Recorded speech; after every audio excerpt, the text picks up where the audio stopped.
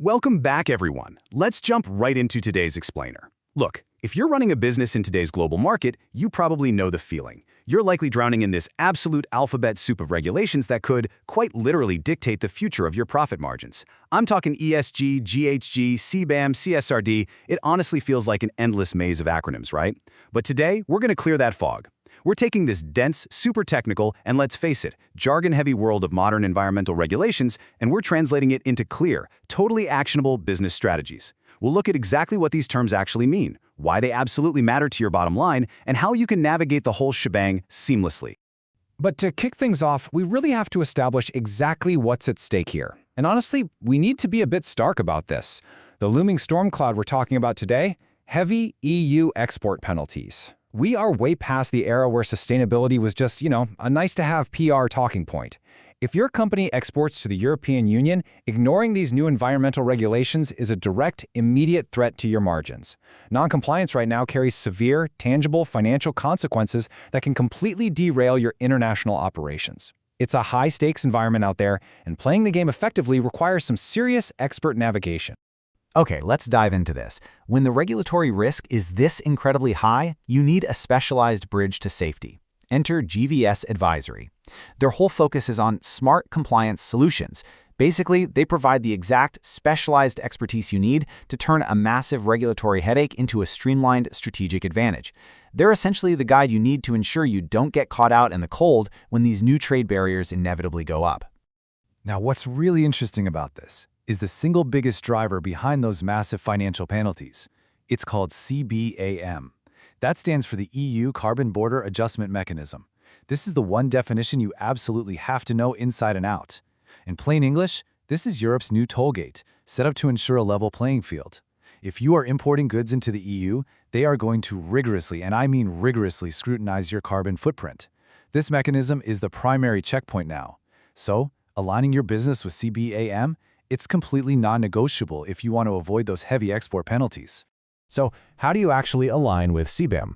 Well, it all starts with the data. To prove your compliance, you've got to present a complete carbon footprint and comprehensive greenhouse gas, or GHG, inventories. And true carbon footprint tracking requires meticulously categorizing your emissions into three very distinct buckets. First, you have Scope 1. Those are your direct factory emissions. Then Scope 2, which covers the indirect emissions from the energy you purchase. And finally, Scope 3. This is the big one, the massive footprint of your entire upstream and downstream supply chain. You can't just kind of guess your impact anymore. You need a precise, documented inventory that captures literally every level of your operational emissions. If you don't have total clarity across all three of these scopes, I'll be honest, your compliance strategy is already falling behind. Okay, so once you've actually gathered all that data, the next major hurdle is figuring out how to communicate it. We can tame this dense alphabet soup by organizing these global frameworks into two distinct lanes based on the service type. For your broader ESG reporting, you're going to align with frameworks like GRI, SASB, and the EU CSRD. But for strict, hard numbers environmental disclosure, you're looking at the CDP. By categorizing these acronyms by what they actually do, it becomes so much easier to understand exactly which standards your business needs to adopt to effectively communicate your data to the regulators. It's kind of like putting the puzzle pieces in the right boxes. But remember, compliance isn't just a snapshot of what you're doing right this second, it's a chronological roadmap of where you're going. Let's move to this strategy and see how this builds. This whole decarbonization journey happens in three distinct steps. Step 1 is your materiality assessment, basically figuring out exactly which environmental impacts actually matter to your specific business. Step 2 is stakeholder engagement. You've got to bring your investors, your employees, and your partners along on the journey with you. And finally, Step 3 culminates in finalizing your strategic actions, creating actual net zero roadmaps and setting firm, science-based targets. So it's a very clear, step-by-step evolution from that initial assessment all the way to concrete action.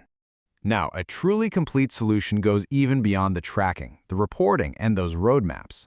As your company matures in this space, you're going to need advanced oversight. We're talking about a sustainability governance strategy managed right at the board level to ensure everything is perfectly aligned from the top down. Furthermore, you really have to learn how to navigate complex new markets like carbon credits trading, so you can strategically offset the emissions you just can't practically eliminate yet. These are highly advanced levers you can pull to ensure your compliance strategy isn't just playing defense, but is actually sophisticated and actively managed. And that actually brings us to a really fascinating shift in perspective: risk mitigation versus strategic reward. Adopting these technical frameworks is definitely a defensive shield. It protects your business from those heavy EU export penalties driven by CBAM. You're shielding your current revenues, right? But, and this is key, it is equally an offensive magnet. Doing this compliance work actively attracts international investors who absolutely demand strict ESG alignment these days. Plus, it directly enhances your corporate sustainability rankings. So you're dodging severe penalties while simultaneously building this highly attractive, completely future-proof corporate profile. It's a win-win. So the crucial point is this. Ultimately, aside from the regulatory defense and the investor appeal, undertaking this entire journey forces your business to become incredibly efficient. And as a direct result, it significantly reduces your long-term operational energy costs. That is the ultimate bottom-line benefit right there. Good environmental compliance isn't just some annoying bureaucratic hurdle. It is fundamentally about optimizing your business so it can run leaner and cheaper for decades to come. Which brings us to the end of our explainer today, but I want to leave you with one absolutely vital question to reflect on. Is your business truly aligned for CBAM? Or are your operational energy costs and your export margins currently sitting at risk? It's a pretty critical reality check. If you aren't 100% sure about your Scope 1, 2, and 3 emissions, or where you stand with your net zero roadmaps, it might just be time to seek out some smart compliance solutions. Thank you so much for joining me to decode this incredibly critical topic. Until next time, keep optimizing and stay compliant.